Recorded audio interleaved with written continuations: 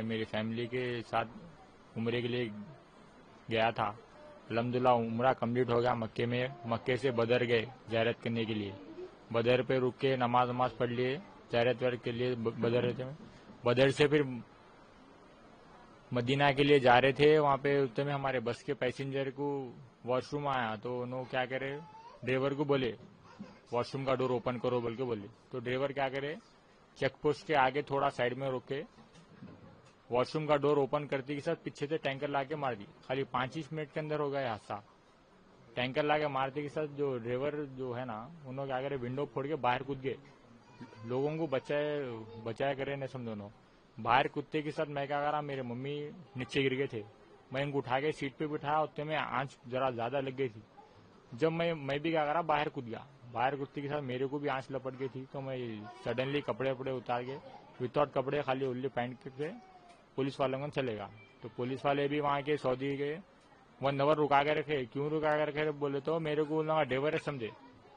तो मैं बोला नहीं हूँ ड्राइवर। तो मैं वहाँ पे एक निजामाबाद का एक आदमी मिला था मेरे को। तो उन्होंने हैदराबाद में मेरे से बात करके उनको अरबिक में बोले समझो ट्रांजेक्शन करे। तो जब पुलिस वाले क्या करे, टैप वैप मंगा के मेरा स्टैम्प वो लिए, थम वम लेते के साथ मेरा पासपोर्ट वीजा आ गया। तो जब उन्होंने क्या समझे ना, हाँ नो उम्र के लिए आए थे बोल के, जब मेरे को हॉस्पिटल को भेजे। उसके बाद क्या हुआ मेरे को पता नहीं। कौन से हॉस्पिटल में थे आप? सऊदी जर्मन हॉस्पिटल में था मैं, मदीना में। वहाँ की गवर्नमेंट से आपको अल्हम्दुलिल्लाह बहुत फैसिलिटी है वहाँ की गवर्नमेंट, यहाँ की में हमारी गवर्नमेंट तेलंगाना की बहुत सपोर्ट करे मेरे को, मेरी फैमिली को। कितने दिन एडमिट थे वहाँ पे? 14 डेज एडमिट था मैं। 45 जने थे बस में। 40 हाँ मेरे को मिला के 46 थे पूरे। 45 डेथ हो गए पूरे।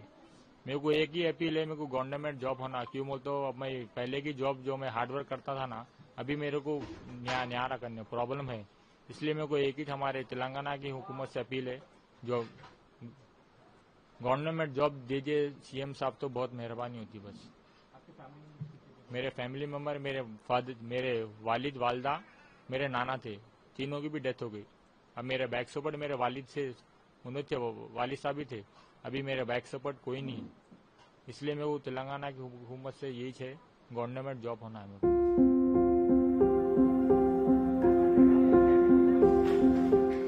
अल्लाह उनकी मग़फ़िरत करे और अल्लाह उनके खानदान वालों को सब्र दे। बड़ा ही दर्दनाक ये हादसा हुआ है। सऊदी अरब हर मुसलमान की आंखों में यहाँ आने का ख्वाब होता है। भारत से सैकड़ों जायरीन एक पवित्र सफ़र पर निकले थे मक्का मदीना हाईवे पर। किसे पता था ये सफ़र उनका आखिरी सफ़र बन जाएगा। इतवार की वो मनहूस शाम एक भीषण बस हादसा, भारतीय जायरीनों से भरी बस एक टैंकर से टकरा गई। मंजर इतना भयानक था कि सुनने वालों की रूह कांप जाए। इस हादसे ने 45 जायरीनों की जिंदगी छीन ली। जिंदा जल गए वो। वतन से दूर परदेश में कई परिवारों के चिराग बुझ गए। भारत के हैदराबाद में कई घर उजड़ गए। टप्पा चबूतरा का झर्रा नटराज नगर, वहां पसरा मातम चीख चीख कर उस त्रासदी की गवाही अब देता है। अब्दुल कदीर, उनकी बीवी गोसिया बेगम और ससुर मोहम्मद, तीनों की जिंदगी खत्म हो गई। पड़ोसी मोहम्मद अली और उनकी बीवी शाहिनाज बेगम भी शिकार हो गए। एक परिवार की तो 3 पीढ़ियां खत्म हो गई। इरफान अहमद, उनकी बीवी, माँ और 2 मासूम बच्चे, पूरा का पूरा परिवार खत्म। इस हादसे ने रशीद की बीवी और बेटी को भी छीन लिया। ये सिर्फ आंकड़े नहीं हैं, ये वो दर्द है जो कभी कम नहीं होगा।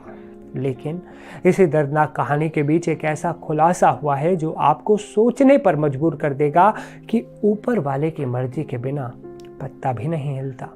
इस मौत की बस में हैदराबाद का एक खुशकिस्मत जोड़ा भी सवार होने वाला था, समीर और उनकी बीवी आयशा तबस्सुम। दोनों खुद को बहुत खुशकिस्मत मान रहे थे कि उन्हें मक्का मदीना जाने का मौका मिला। सस्पेंस यहीं से शुरू होता है। उन्होंने 9 नवंबर को उड़ान भरने की योजना बनाई थी, लेकिन उन्हें टिकट नहीं मिला। फिर 13 नवंबर की तारीख मिली और फिर वो सफ़र के लिए बस में बैठने भी वाले थे, लेकिन तभी हुआ वो जिसकी किसी ने कल्पना भी नहीं की थी। टिकट से जुड़ी एक छोटी सी दिक्कत, कुछ ऐसी उलझनें आईं, कुछ ऐसी देरी हुई कि उन्हें उस बस में चढ़ने से रोक दिया गया। उन्हें लगा कि शायद उनका खुशनुमा सफ़र शुरू होने से पहले ही रुक गया। वो मायूस थे। थोड़ी मायूसी उनके चेहरे पर साफ झलक रही थी। बस के छूटने के महज कुछ ही घंटों बाद समीर और आयशा को खबर मिली। जिस बस में उन्हें बैठने से रोका गया था वो बस दुर्घटनाग्रस्त हो गई। सामने एक टैंकर था। टक्कर इतनी भयानक थी कि बस में सवार 45 लोगों की मौत हो गई। हमारे वहाँ से फोन आया था, एक जने फोन करे थे, ऐसा हादसा हुआ है बोल के 3:45 बजे के टाइम पे। तो आप क्या मांग रहे हैं?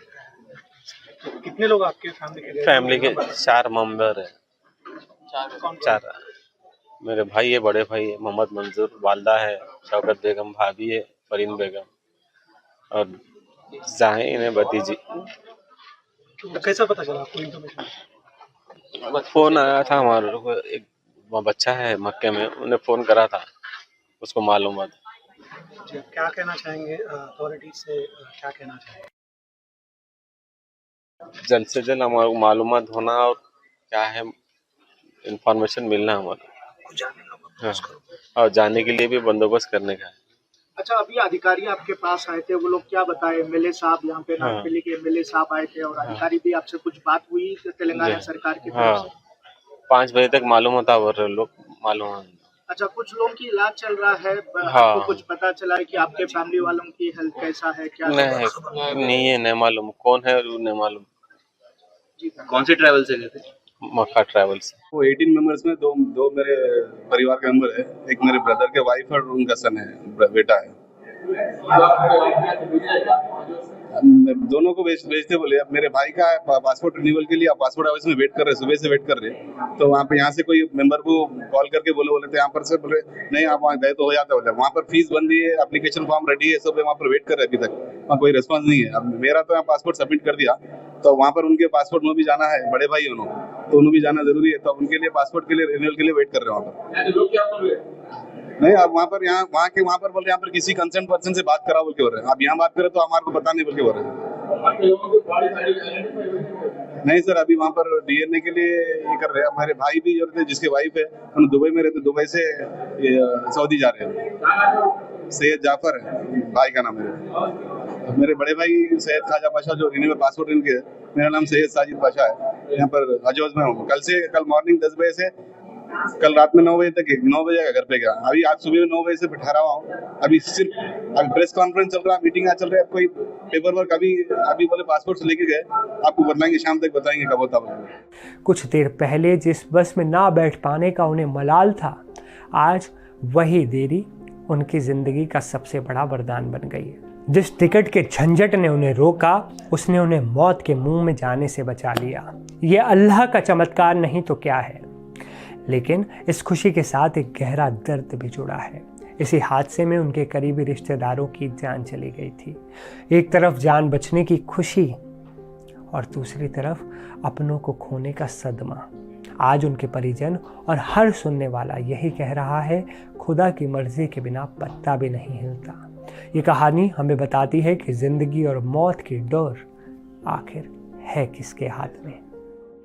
हमारे जो एम्बेसडर साहब हैं, मेरी उनसे बात हुई और वो मुझे ये बताए कि एम्बेसडर सोहेल एजाज खान साहब मुझे अभी बात किए। मैं उनसे बात किया, वो बताए कि वो खुद मदीने में है और पूरा कोऑर्डिनेट कर रहे मिनिस्टर अजहरुद्दीन साहब के साथ, और हमारे एमएलए माजिद हुसैन भी वहाँ पर हैं उनके साथ, और वो सऊदी अथॉरिटीज से वो पूरा कोऑर्डिनेट करके, कोऑपरेशन करके, और भी यहाँ के जो विक्टिम के फैमिलीज है वो अब दोपहर में पहुंचने वाले हैं मदीने को।